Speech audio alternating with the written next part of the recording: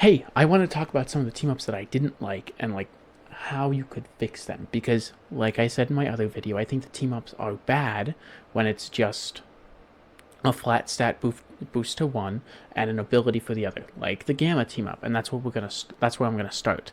I think the Gamma team up is cool in paper. Hulk infuses Gamma into Black Panther's vibranium, and that allows him to have a Gamma shield when he gets low. Like, give Hulk something too. Let's get rid of the stupid flat stat boost because you don't even balance around it. It's not even like, oh, if you play Black Panther and Hulk together, you get a stat boost. The stat boost is just active at all times, which kind of removes the entire point of the word team up.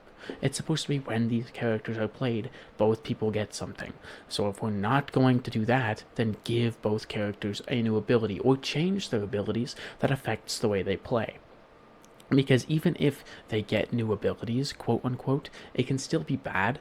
Like the original Gamma team up with Iron Man, Strange, and Hulk. It did not affect the way you played the game. You still played Strange and Iron Man exactly the same way, and Hulk exactly the same way. It just boosted your numbers. Strange did more damage, Iron Man did more damage, and that was it. It doesn't affect you in any meaningful way. Right? I think they should affect your abilities to make you play the game differently. Like I keep harping on, the Penny team up genuinely makes Penny play differently. She has to, like, it changes the way she plays. She can play more aggressively.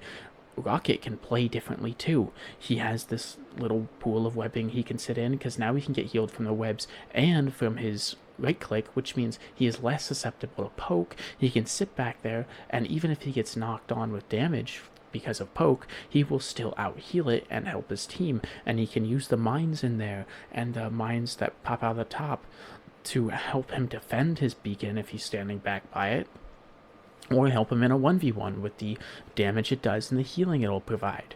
Or you can hook it up to pennies. It gives him more options to do with his BRB instead of just throw it in a corner where I hope they don't see it and then play the game normally, and then keep throwing it in corners where I hope they don't see it. Like, it changes the way Rocket plays, it changes the way Penny plays, and even though I think the Star-Lord one is weaker because it doesn't interact with the other two as much, it does change the way he plays. It gives him a place where he can constantly back out of. So I think the team up should be more oriented like that. To start, I'm going to start with Gamma Charge. The Gamma Charge team up with Hulk and Black Panther right now. If Black Panther gets a Gamma bubble, why don't we change Hulk's bubbles? Hulk and Bruce Banner and Black Panther work together to infuse the Gamma with Vibranium and Vibranium with Gamma. So when Hulk uses his bubbles, his shift, the bubbles that he gives to himself and to his team-ups absorb damage and will release a little explosion. Not huge, not like, but you know how similar to Gambit's ult does 60 damage when it disperses. Similar to that, based on the amount of damage you've taken. Now, I think they have around 200 or 150 health, the bubbles themselves, so you cannot do this to, like, you cannot make this damage over 100 because it will absolutely obliterate anybody near them. If they're like, if you're fighting a Spider-Man and Hulk bubbles you and it blows up and he like finishes his combo and it blows it up, he's pretty much dead at 100. He has 150 health left. You've probably been shooting him, so he's just kind of dead to that. So like, it has to cap out at 100 if you do the max damage to it. But this is interesting because Hulk can jump in with Black Panther, and it gives effectively Black Panther a damage boost and damage reduction because he doesn't take the damage, and it would help him even if you only hit him once while he's doing it. The boom would still help him finish off kills. Hulk can use it to protect his backline and his DPS more efficiently, since now it wards off people from being near them, since they will explode. And that's what Vibranium does. It absorbs the kinetic energy and then releases it. That's cool. It's interactive. It lets Hulk play in multiple ways. It doesn't change the entire game for him. He's still doing the bubble in the same way, but now you can use it more aggressively because it would give you a damage boost too. It would help you finish off kills. You could play it that way, or you could play it for your team to ward off people being near your team. You could put it on your tank to try and make them back up, give them damage reduction. You could jump to a Strange or an Emma, bubble them, allow them to play even more aggressively while they have it, and if it's Strange, you just play super aggressive with the other tank. They kind of have to shoot you to try and get you to back off. They pop the bubble, you pop your E, and then that's a lot of damage. That's cool. It allows more interactivity with his bubbles. It gives him a new way to play the game. That's what they should all be. Arcane Order is the other one that I want to talk about right now. Maybe I'll make this video longer. I haven't decided yet. It's cool. I like magic in my way. Doctor Strange is one of my favorite characters in the comics. And I think it's weird that he doesn't get anything. Like Citarak's Curse, that's a good one. That makes sense.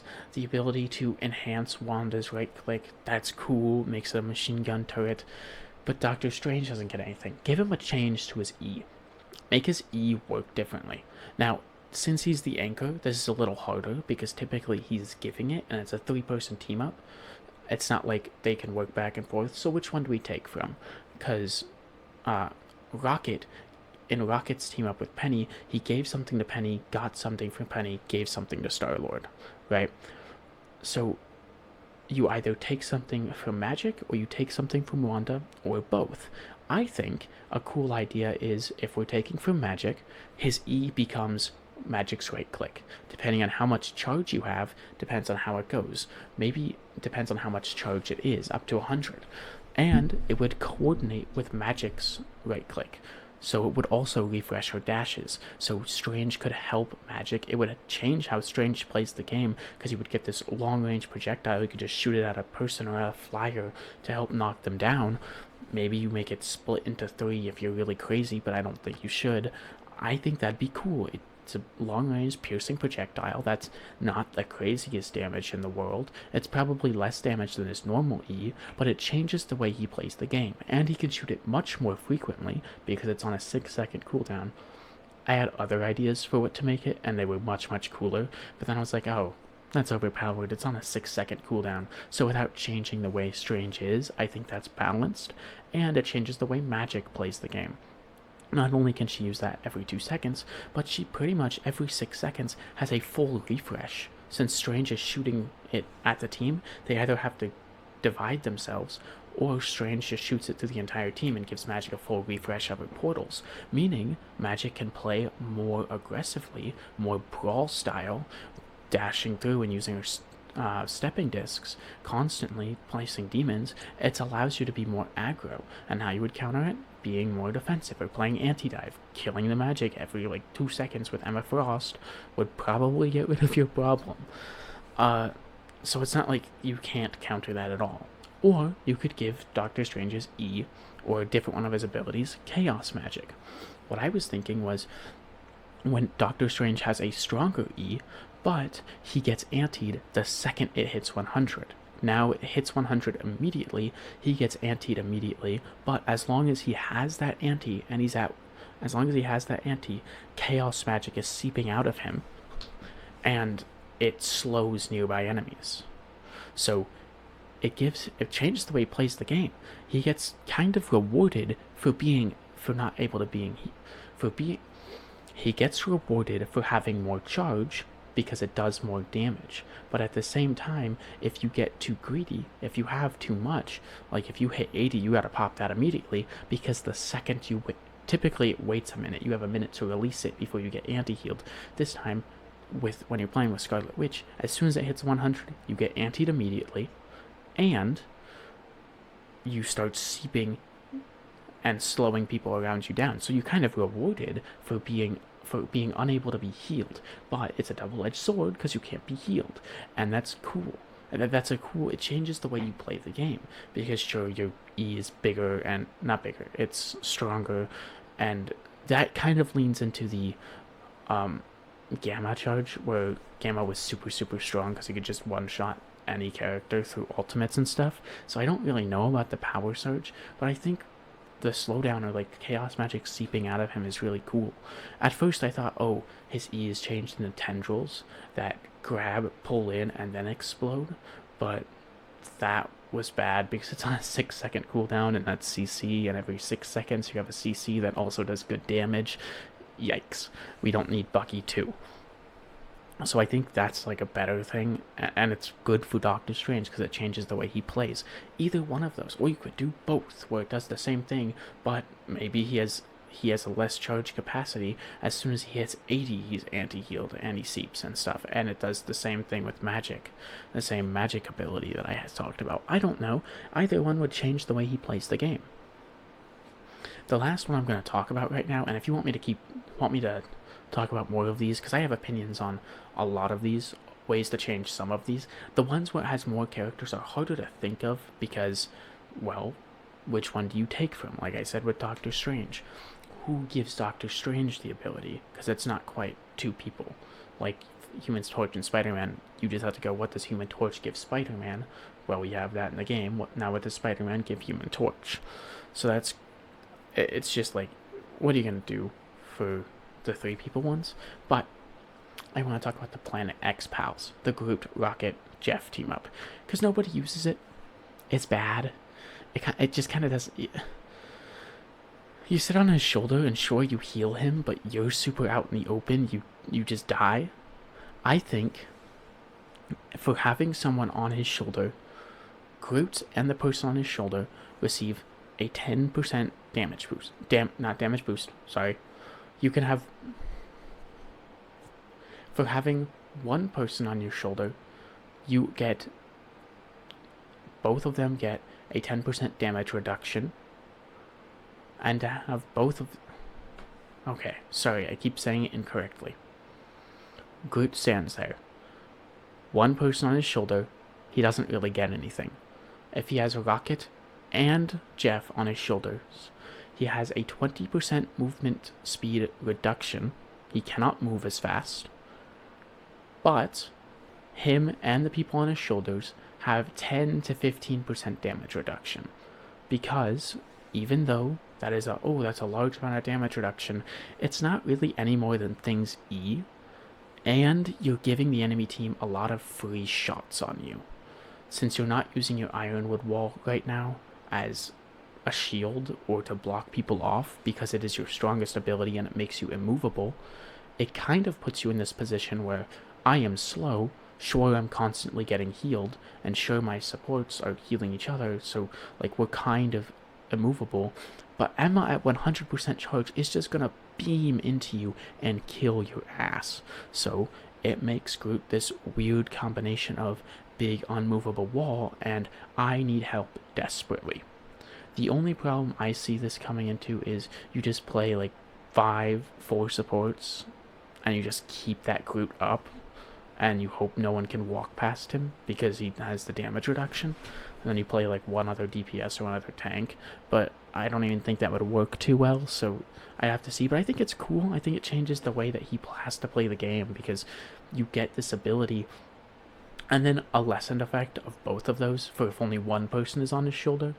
So like the more people you have on your shoulder, the more damage reduction all of you have, but you move way slower, which incentivizes Jeff to use his bubbles on Groot to make him go faster, but it's still not like, because if Jeff speed boosts him when both of them are on his shoulder, he's still moving normal speed now, and if he speed boosts him with only one person, it's just barely over normal speed. But they take less damage, so is it worth it? So in triple support, or maybe even a quad support comp, which I see the future where that's an option. But I see it coming. Okay, I see it. I even think it like could work now if you play quad support. If you choose the right supports, I think it works. Adam Ultron and then Luna Gambit, I think it works as long as you choose your tanks correctly. But anyways, I'm getting carried away. I think it changes the way he plays the game. I think it opens up opportunities for both of them, because if you're playing Jeff and Rocket, well, Rocket just shoots a few balls around, and that while he's on there, you're all just getting the healing from Jeff's bubbles and from Rocket's bouncing balls, and Rocket gets to be a little turret on top of him. But all of you are kind of stationary, can't move super fast, because Groot already moves super slow as it is, and so you can take more damage. Even though you have damage reduction, in theory you should be able to take more damage. And I think that's cool. It gives a new feature for all of these characters who kind of have the same gameplay loop the entirety of the game, which is look down, except Jeff, after his rework, yes, but after Jeff's rework, Jeff and Rocket have pretty much been look down main, spam heals, attack someone if they get close, attack slash run away if someone gets close. And so I think it gives them a new way to play the game. No one uses this team up. It would make it useful, at least in some scenarios, and it would give Groot a new way to play the game if you wanted to have them on his shoulders, or if you're playing blind and you have people sitting on your shoulders. That's my only problem with that. If you're solo queuing as Groot and you get two people on your shoulders and you don't want them there, and they refuse to get off. But other than that, I think it's great. I think that's how team up should work.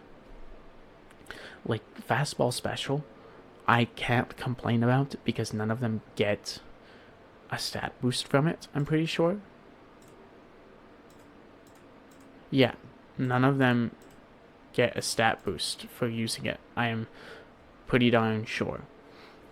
But none of them get a special ability. You just throw Wolverine and that's the ability.